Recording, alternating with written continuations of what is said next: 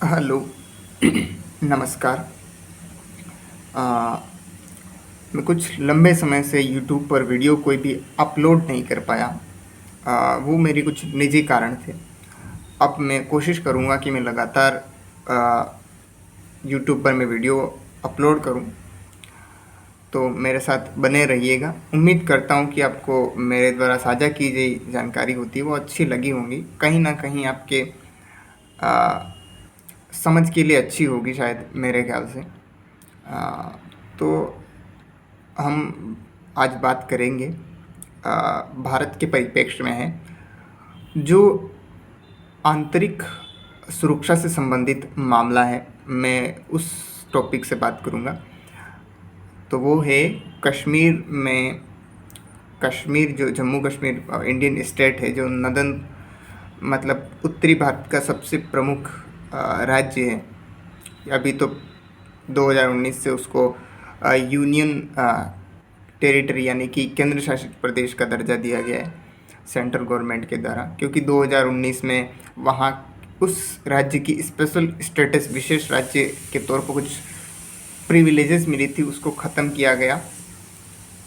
उसके भी ख़त्म करने के पीछे कारण थे, वो बात नहीं करेंगे, अब वीडियो लंबी हो जाएगी। तो अब चलो, उसको 2019 में ख़त्म किया गया, सेंट्रल गवर्नमेंट ने उसको, उस प्रिविलेज को हटा दिया गया। उसे औसत भारतीय राज्य की तरह ही ट्रीट किया जाएगा, इस तरीके का प्रावधान को ख़त्म किया 2019 में।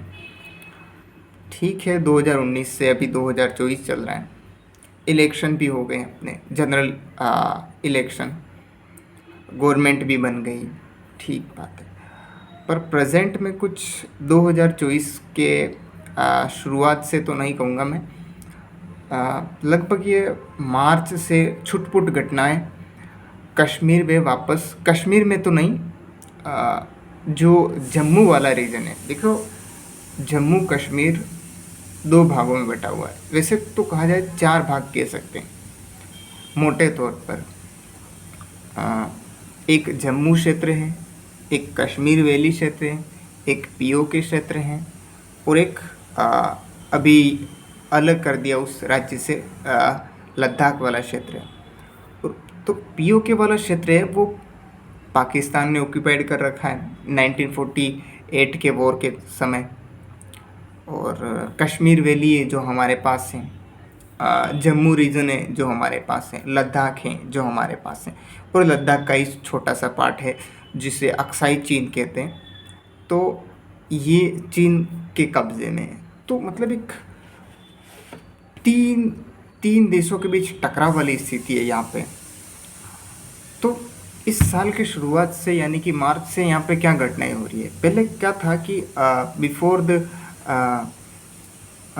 2019 यानी कि 2019 से पहले जो टेररिस्ट अटैक हुआ करते थे, पत्थरबाजी हुआ करती थी, वो सब कश्मीर वैली वाले क्षेत्र में हुआ करती थी, जहाँ पे मुस्लिम मेजोरिटी पॉपुलेशन ज़्यादा है।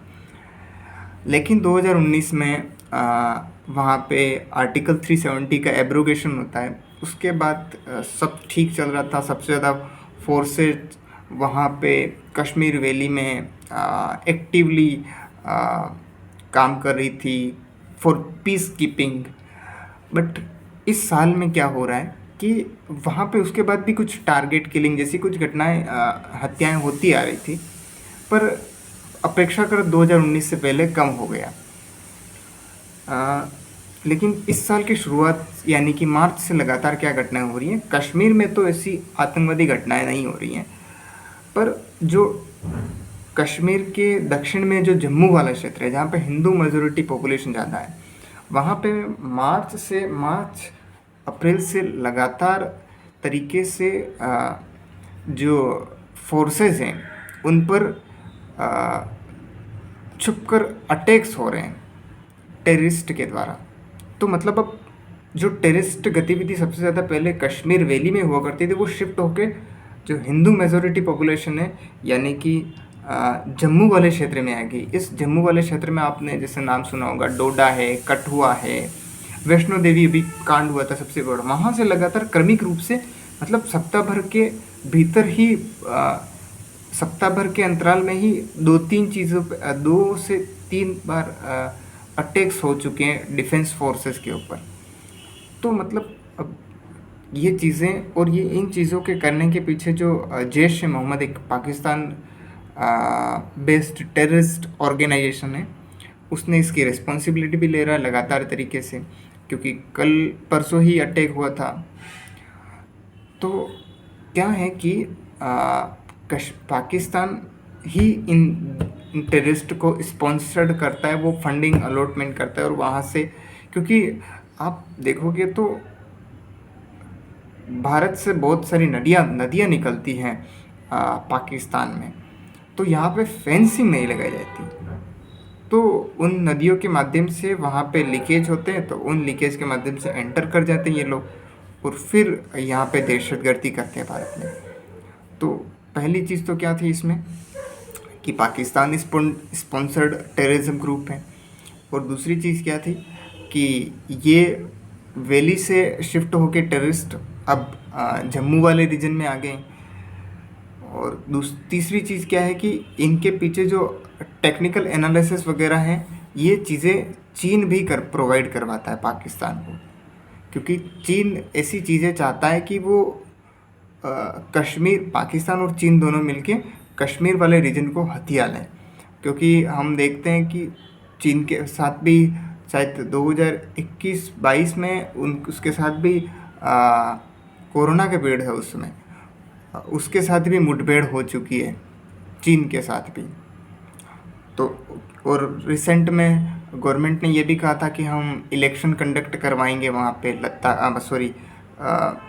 स्टेटस वापस दे दिया जाएगा जम्मू कश्मीर को, और वहाँ पे असेंबली का इलेक्शन यानी कि राज्य की विधानसभा का इलेक्शन करवाएंगे। तो कहीं ना कहीं ये पाकिस्तान इस बात से चिंतित होगा कि अगर इलेक्शन हो जाते हैं तो वर्ल्ड लेवल पर ये चीज़ें जाएगी कि हाँ, पाकिस्तान तो बिना बुनियादहीन चीज़ों को क्लेम कर रहा है अब कश्मीर को, जबकि वहाँ पे तो इतनी बड़ी शांति है। वो चाहता है कि यहाँ पे अशांति बनी रहे कश्मीर जम्मू वाले रीजन में, जिससे कि वो उस चीज़ को उठाता रहे इंटरनेशनल स्तर पर और अपना अधिकार जताने की कोशिश करता रहे। तो इस तरीके की इस घटनाएं हुई हैं लगातार इस साल की शुरुआत में। अभी 6 महीने होने आ गए, 6 महीने कंप्लीट, तकरीब 6 महीने हो गए।